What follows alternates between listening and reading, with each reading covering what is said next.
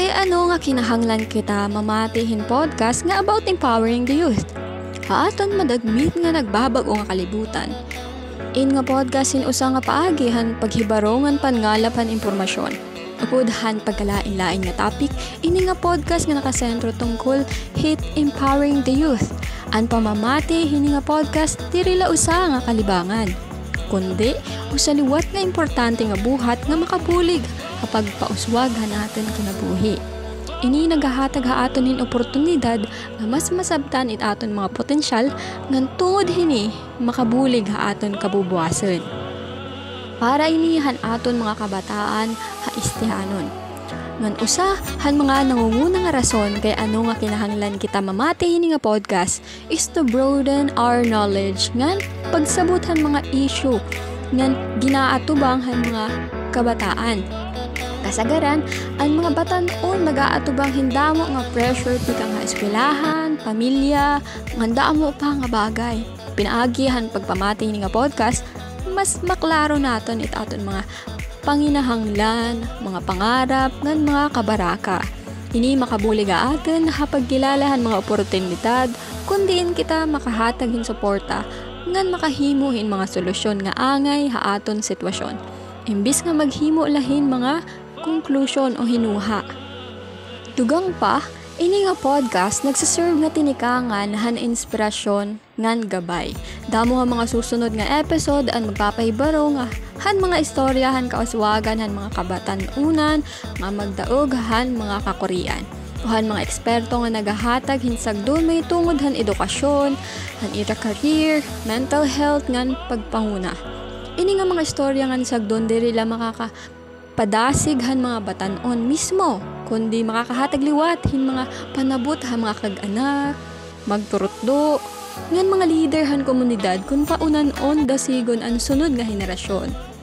Ang pagpapamati, hini makakapulig aton hapagtukod hin mas maupay nga mga programa ngan polisiya para ha mga kabataan. Ang pagpamatihan mga podcast may tungod han empowering the youth, makakabulig liwat hapaghimoin usangal marigon nga komunidad ngan pagdasig han advokasya.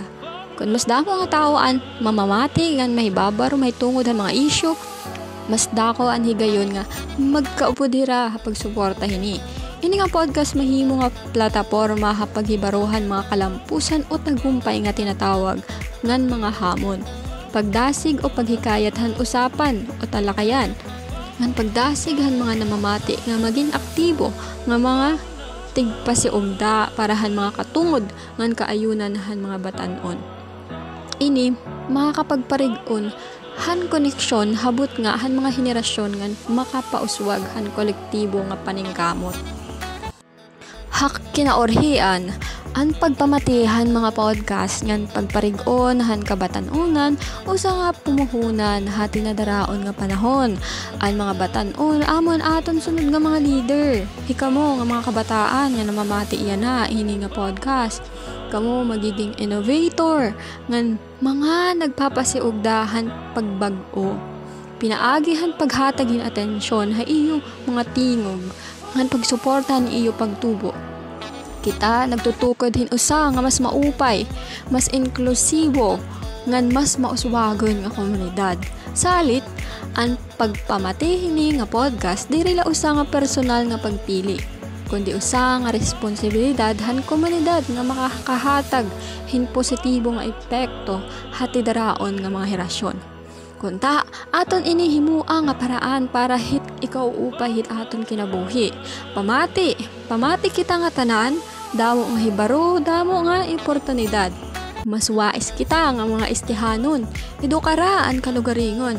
Pamati kita, ibutang hahuna-huna, hakasing-kasing, ngan himua tayana. Yana na.